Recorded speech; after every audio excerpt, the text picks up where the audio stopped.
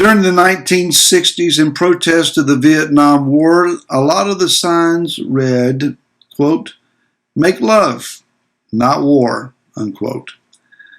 Hi, it's Barry Phillips with 10-Minute Torah, day number 5 of the double Torah portion, Chukat, Balak. Let's go to chapter 25 of Numbers and begin again with verse 1. And Israel dwelt in Shittim, and the people began to whore with the daughters of Moab. And they invited the people to the slaughterings of their mighty ones, and the people ate and bowed down to their mighty ones. Thus Israel was joined to Baal Peor, and the displeasure of Yahweh burned against Israel. So Balaam has, as a prophet, gone up to multiple heights, and he has looked down from various vantage points upon the men and women of Israel. And perhaps he has seen the men with their tallits over their heads, praying toward the tabernacle, walking in a righteous standing, and he has seen nothing but a redeemed, righteous people and cannot curse them. So if you can't beat them, the adage is join them or else change tactics. Balaam and Balak was not going to join Israel, so they had to change tactics. That meant let's make love and not war. Let's turn the women loose where the men obviously cannot succeed. The men of Israel, it was not as though they were lacking in beautiful women to choose as their wives. It was not as if there were not enough women available. These men had won 2 significant battles, and perhaps they were relying on any opposing force foreseeable in their future. They'll be like the Amorites and like Og of Bashan or Bashan. No big deal. In their casual, cavalier attitude, they found themselves vulnerable and susceptible to the catching of the eye. Years ago, and discussing something along these lines with a fellow pastor, he just simply said, this is the man problem. And that is that as created creatures, man has the propensity to be attracted by what he sees. A woman will be more attracted by other things, maybe what she senses, what she feels, what she smells, what she hears.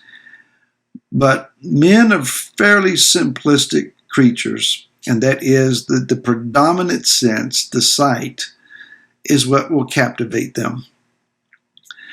Guys, I speak mainly to you at this moment and to myself.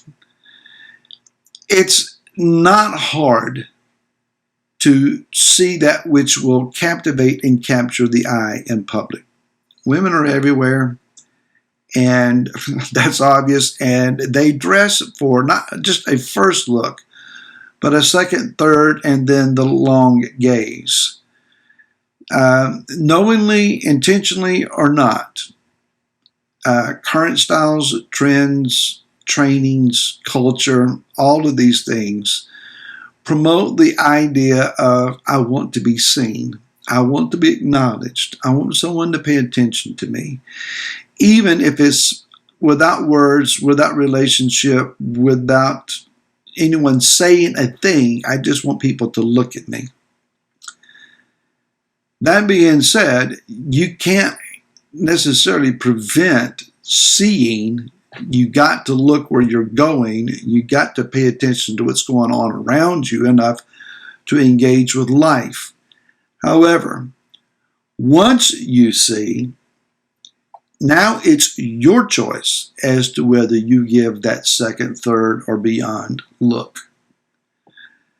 It's It's a hard thing to train the mind, the eye, and the spirit to be predominant and controlled.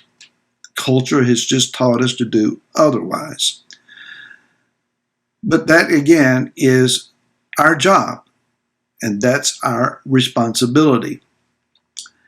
The men of Israel were seduced by Moabite women. Obviously, they would have been appearing in such way as to gather attention to themselves. Certainly, they would have sent the most beautiful of their women toward the camp of Israel. And you have to keep in mind, the Moabites were in dread and in fear of Israel. They were not looking to relate with them in a positive manner. This was intentional, to go out and capture these men and weaken these men, not because they were more masculine or taller or more striking in their appearance than the men of Moab, but because they were their enemy. This was a warfare tactic. It was intentional to dilute the spiritual stature and status of the men of Israel.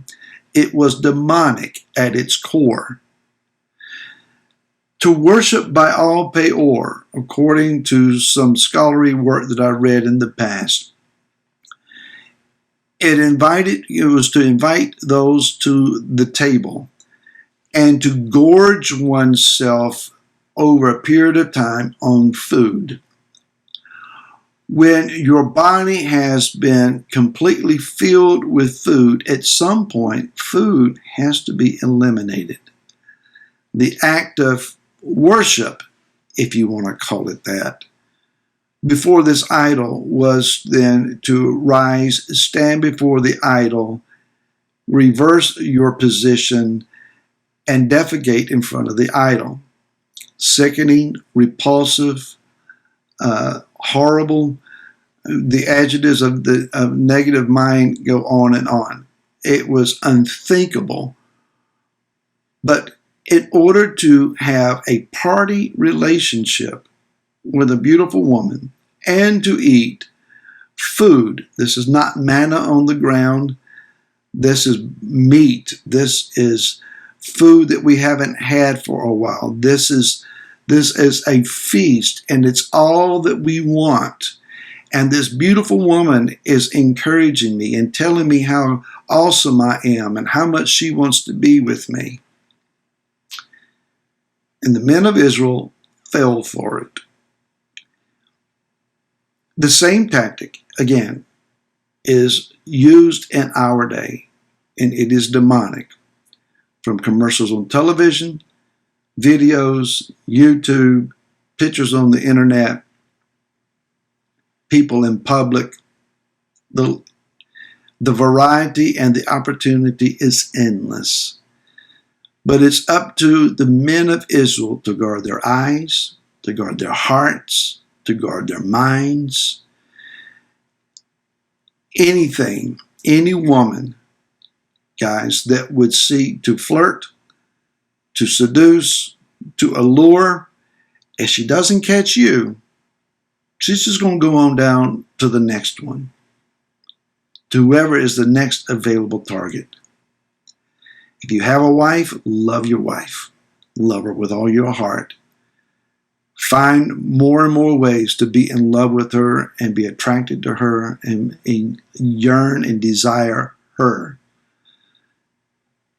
Guard your heart and your mind, that the Ruach HaKodesh can flow through you powerfully and sweetly and move on you at any moment. You don't want to be compromised. You don't want to be deluded. You don't want to be weakened. You want Yah to be able to use you. And that means staying away from the women of Moab. Whoever is out there, wherever they are, that seeks to catch your heart, she is a Moabite woman, and it's a disaster for you.